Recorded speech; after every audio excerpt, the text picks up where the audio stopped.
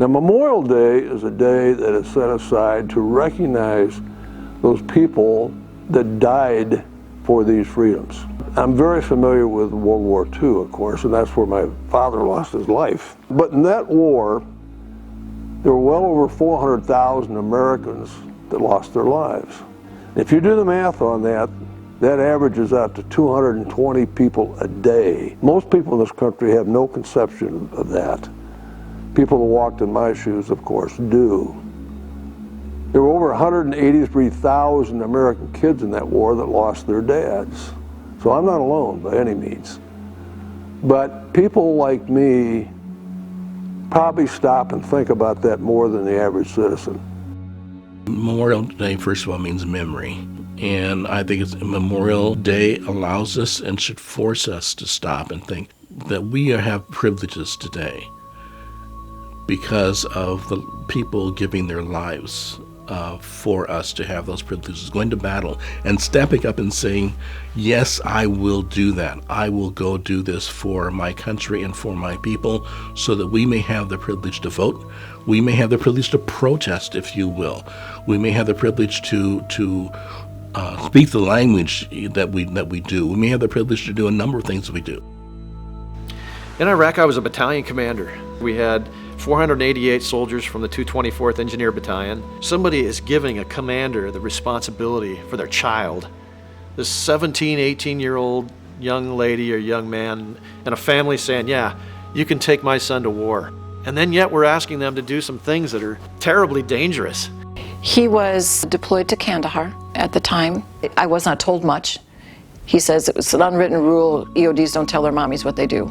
That happened to be, 3 weeks, I think, after they had taken out bin Laden, and Afghanistan was an interesting place to be.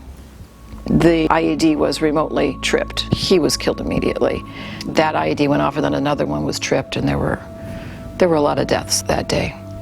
When I found out that one of our vehicles was hit with an IED, I remember they communicated the person, they didn't just say, hey, it's Brian Guinow and Seth Garceau who are seriously wounded and getting medevaced out of here. They sent out a series of battle roster numbers. And so that came into our command post. And I remember all of us standing around there looking at seeing these battle roster numbers of all 5 of these soldiers in the vehicle, and then looking up at the roster to match these numbers against all these battle roster numbers for the whole company. And somebody said, it's Guinow. He's KIA, it's Guinow. And I was like, yeah, you gotta be kidding me. That can't be Guinow. I was just talking to him. I just talked to him, and so it was just surreal. When you're in Vietnam and you lose a colleague, you lose someone, they're there with you at one point fighting and doing it and living, and then a second later they're not.